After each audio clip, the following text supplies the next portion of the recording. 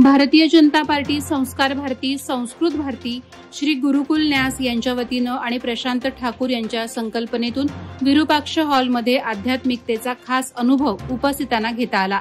पंतप्रधान नरेंद्र मोदी यांच्या 75व्या वाढदिवसानिमित्त बुधवार दिनांक 17 सप्टेंबर रोजी 200हून अधिक भक्तांनी एकत्र येऊन श्रीमद भगवद्गीतेचं सामूहिक पठण केलं। या मंगल सोहळ्याला भाजपाचे प्रदेशाध्यक्ष रवींद्र चव्हाण प्रमुख मान्यवर म्हणून उपस्थित राहिले। श्रद्धेच्या सुरांनी भारावलेल्या वातावरणात त्यांनी आयोजकांचे अभिनंदन करत शुभेच्छा दिल्या। यावेळी पनवेल तालुका क्षेत्र मर्यादित श्रीमद भगवद्गीता पठण स्पर्धेची घोषणा भाजप उत्तर रायगड जिल्हा अध्यक्ष अविनाश कोळी यांनी केली। अध्यात्म, श्रद्धा आणि सामाजिक ऐक्याचा हा सोहळा विशेष अविस्मरणीय ठरला।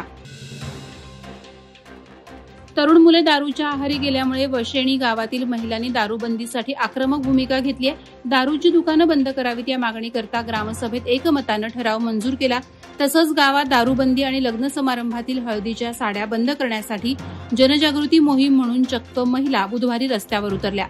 संसाराची राख रांगोळी आणि सतत होणारे वादविवाद यावर ठोस उपाययोजना करण्यासाठी महिलांनी आक्रमक भूमिका बजावत वशेणी ग्रामपंचायतीच्या सरपंच अनामिका म्हात्रे, उपसरपंच प्रजा पाटील, ग्रामपंचायत अधिकारी विद्या भाटकर तसंच ग्रामपंचायत सदस्य यांच्या उपस्थितीत ग्रामपंचायत कार्यालयात एकमतानं ग्रामसभेत दारूबंदीसाठी ठराव मंजूर करून घेतला।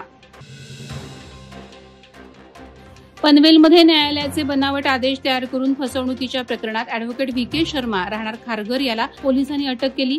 लाधवजी पटेल यांनी उलवे सेक्टर 17 मधील जमिनीच्या खरेदीसाठी अल्पवयीन वारस वैष्णवी आणि श्रियान घरत यांचे मायनर प्रमाणपत्र काढण्याचा अर्ज केला होता। प्रक्रिया लांबल्यामुळे सागर घरत यांच्या ओळखीनं शर्मा यांच्याकडे काम सोपवलं।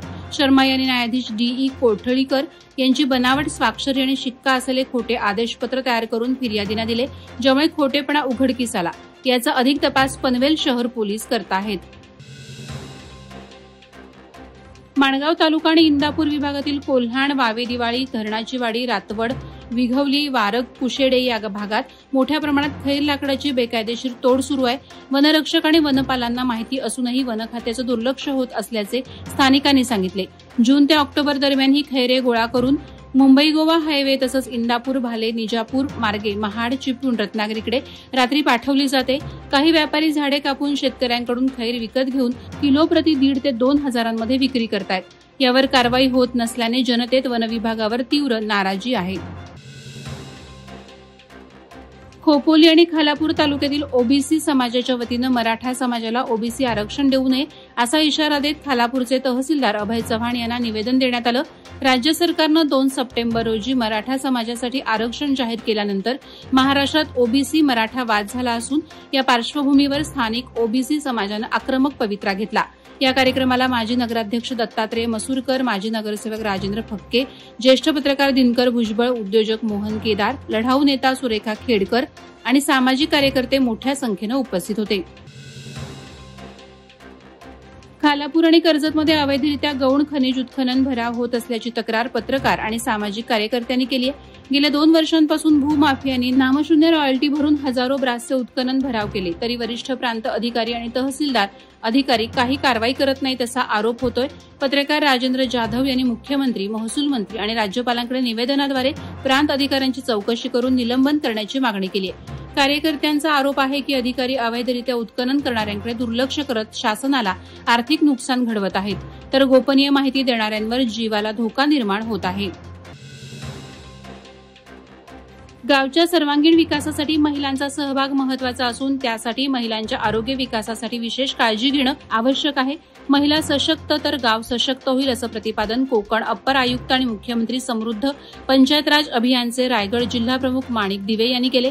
मुख्यमंत्री समृद्ध पंचायत राज अभियान कार्यक्रमाचा शुभारंभ निमित्तानं ग्रुप ग्रामपंचायत शिरवली यांनी आयोजित केलेल्या ग्रामसभेत ते बोलत होते। महिलांच्या सहभागाबरोबरच सर्व ग्रामस्थांनी देखील एकदिलानं काम करण्याचं आवाहन त्यांनी या कार्यक्रमात केलं। खालापूर पोलीस निरीक्षक सचिन पवार यांनी येणाऱ्या नवरात्र उत्सवात सुरक्षितता आणि नियमांचं पालन करण्याचं आवाहन केलंय।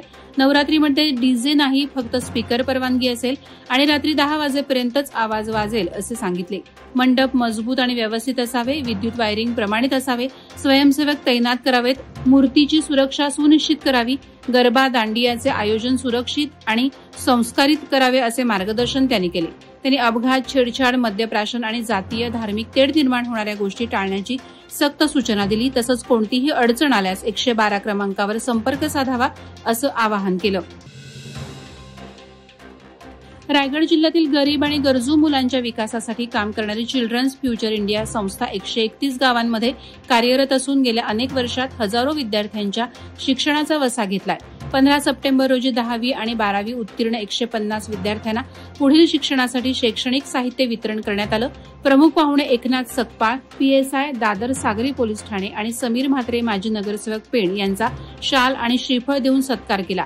त्यांनी विद्यार्थ्यांना शिक्षण पूर्ण करून आई वडिलांचे आणि CFIचे नाव उंच करण्याचे प्रेरणादायी मार्गदर्शन केलं. संस्थेचे संचालक डॉ. किशोर देशमुख यांनी अभ्यासाचं महत्त्व सांगितलं आणि CFI नेहमीच विद्यार्थ्यांच्या पाठीशी उभे राहील असं आश्वासन दिलं. रोहा तालुक्यातील लीलावती इन्स्टिट्यूट ऑफ हॉटेल मॅनेजमेंटला सुप्रसिद्ध कोकण कन्या बँडीने नुकतीच भेट दिली. बँडच्या कलाकारांनी महाविद्यालयाच्या सुसज्ज सुविधा, प्रशिक्षण आणि हॉटेल लीला यासारख्या प्रत्यक्ष अनुभवावर आधारित शिक्षणाचं कौतुक केलं. त्यांनी विद्यार्थ्यांना मार्गदर्शन केलं की कोकणातील तरुण तरुणींना योग्य प्रशिक्षण मिळाल्यास करिअरच्या संधी मोठ्या प्रमाणावर मिळू शकतात. त्यामुळे इन्स्टिट्यूटचा लाभ घ्यावा. कार्यक्रमात संस्थेचे प्रमुख उदय कोंडे आणि प्रतिभा कोंडे यांनी पाहुण्यांचं पुष्पगुच्छ देऊन स्वागत केलं.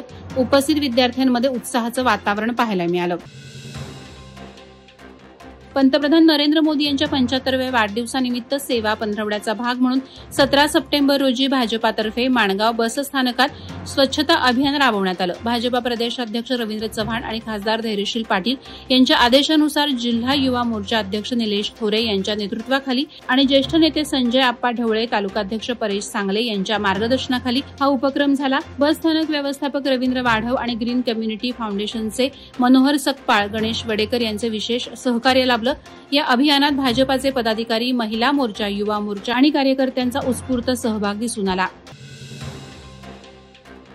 आदिवासी बांधवांच्या सर्वांगीण विकासासाठी शासन आणि प्रशासन कटिबद्ध असून 17 विभागांच्या 25 योजना प्रत्येक लाभार्थ्यांपर्यंत पोहोचवणं हे आपलं कर्तव्य आहे, असं प्रतिपादन रायगड जिल्हाधिकारी किशन जावळे यांनी केलं.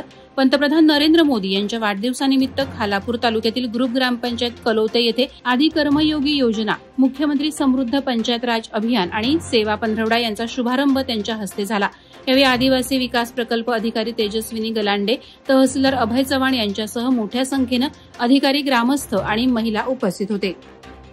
वादळवारा लाईव्हसाठी न्यूज ब्युरो, रायगड. नवी मुंबई व रायगड जिल्ह्यातील ताज्या बातम्या आणि घडामोडींसाठी सबस्क्राईब करा वादळवारा लाईव्ह चॅनल आणि दाबा बेल आयकॉन.